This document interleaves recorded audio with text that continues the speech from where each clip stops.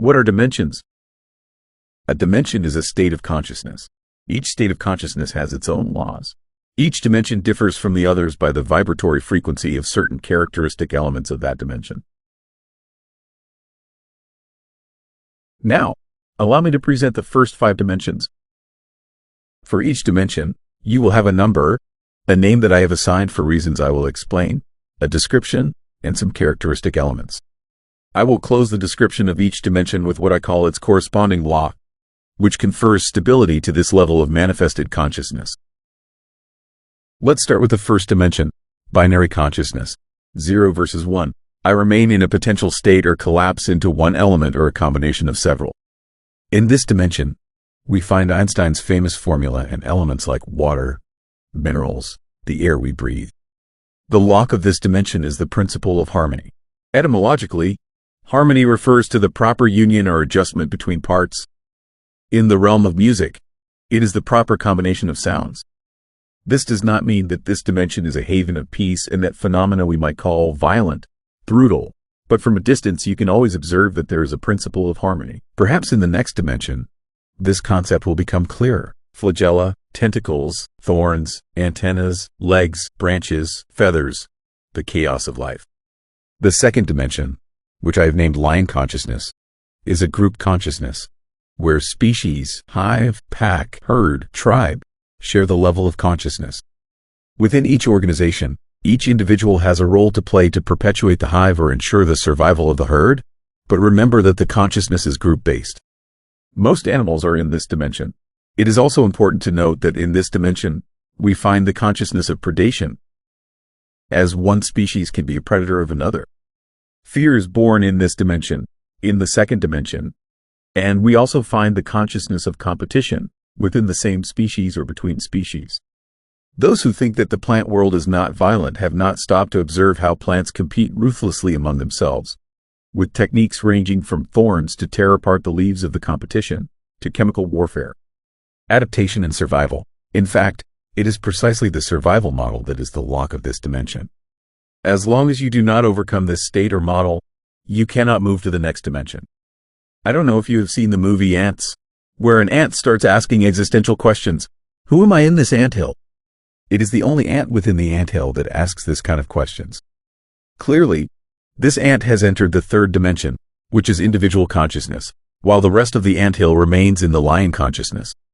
From 2D, lion consciousness, we move to 3D, Horus consciousness, which is an individual consciousness. In this, each individual becomes aware of the identity being that represents him and only him in the vastness of the cosmos. And this goes hand in hand with certain questions, options, and decisions that each person will have to make. And this because I know I am. But what or who am I? Thus, I will have to decide whether I will create my identity from my cultural or family heritage, or if I will be a rebel. I will also have to create a sexual identity, and choose between what I feel, what I desire, and what I allow myself. A whole series of decisions, including, will I be a mother? Will I be a daughter? Will I be both? Does being this identify me? Will I reproduce an already created scheme, or will I reinvent myself? Will I be a lover or a wife? Will I be a businesswoman or a housewife? Remember, all this with the sole objective of answering this question. I know I am, but what or who am I? I will make decisions, and we must recognize that making decisions is sometimes distressing. But let's not forget that if you don't make those decisions, someone else will make them for you. This is where the ego appears. The ego is a guest. The ego is a guest who will try to take over the house. It will build an identity and try to convince you that it is you.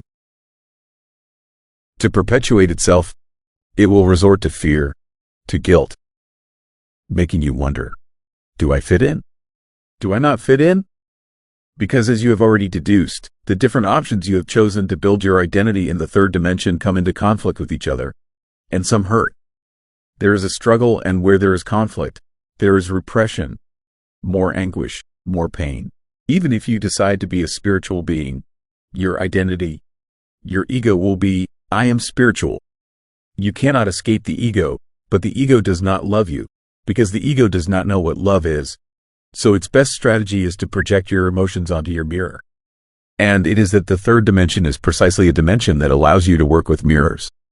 Anything you have inside, you will go out to seek it in the outside world. This maxim of 3D is valid in many aspects, not only psychological projection, but also in the law of attraction, to cite an example, but above all on the path to self-discovery. Mirrors are a tool. Remember that the third dimension is not a cage, it is not a prison, but an environment of experimentation. Within this dimension, we can experience individuality, separation or disconnection, and the law of the mirror. While we know that the ego creates a false identity, we cannot survive in the third dimension without an identity, hence its strength emanates. There are many more things that could be said about this, but if it's okay with you, we won't dwell any longer on this dimension. What I would like to do briefly is explain why I called it Horus. Horus is a symbol of the struggle for identity and the affirmation of personal rights, the search for integrity and wholeness through clarity and vision. As you see, it is a good symbol to represent this dimension. However, here you have another symbol, Hathor, which in turn symbolizes the development of individuality through personal expression, self-care, the search for enlightenment, creativity, and interpersonal relationships. Do you see the contrast between both symbols? Hathor has the solar disk, a symbol of masculine energy, between her bull horns, which symbolize fertility and nourishment. It represents the balance between masculine and feminine energies. However, Horus wears a crown, authority and power, personal power, inner power, yes, but as we are in a dimension of mirrors, power also over others, over the environment, and over the surroundings. The crux of the matter is that in this human consciousness experience or experiment, which is the third dimension, at one point in its history, humanity became involved in a great pandemic of what Adamu Saint-Germain calls the virus of sexual energy. It left a systemic imbalance between masculine energy and feminine energy. We still carry this imbalance to this day. The fourth dimension is the consciousness of the magician, because finally, consciousness has overcome the illusion of the law of the mirror. This equates to becoming aware that thought is creative. This does not mean that it is not able to see the mirrors, rather it now understands how they work. And it is not an intellectual understanding, not a knowledge. It is an awareness, so to speak, that hovers over the third dimension. It no longer needs mirrors to value itself, to authorize or validate itself, but it intimately knows that external appearances are not law. It is its thought, free of judgment, that creates its reality. The fourth dimension, the 4D, is still dual, me on one side and the external world on the other, but the laws of manifestation have changed. Let's take an example. Money. The consciousness of the magician has integrated that money is dual. It is matter and energy. It has overcome the illusion of the desire to accumulate money because it knows what it wants. It does not need to validate itself with a car or a house. If it desires the car or the house, it creates it through its thought. Then everyone has a personal definition of what wealth is and what the desires of their soul are. The family, another example, a tremendous mirror. The consciousness of the magician knows how to interpret this card. Here we have a photo of a happy family, right? But in the third dimension, the family of origin is usually synonymous with abuse, of the consciousness of belonging, of survival, because the family takes us back to the second dimension, the tribe, the species, the pack. Remember, in the fourth dimension, the 4D, the individual is aware that their thought is creative. The consciousness of the magician knows that happiness is a state of being and does not seek it outside, does not depend on a mirror. The day-to-day difficulties, the problems, which I have represented with this card of a broken washing machine, are not perceived as a threat. Therefore it knows that for every obstacle, every problem, there is a solution, and that appearances are just that, appearances. In this dimension, the individual is finally aware that happiness is a state of being and above all is aware that energy works for him. Finally, I want to comment that the lock of this dimension is the veil of forgetting. Because although the individual is self-sufficient, sovereign, they still feel disconnected from their source. And this leads us to the last dimension we will explain today. The fifth dimension, the consciousness of Venus.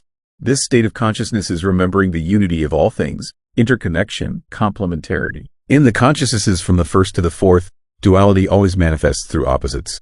Masculine versus feminine, light versus darkness, me versus the world.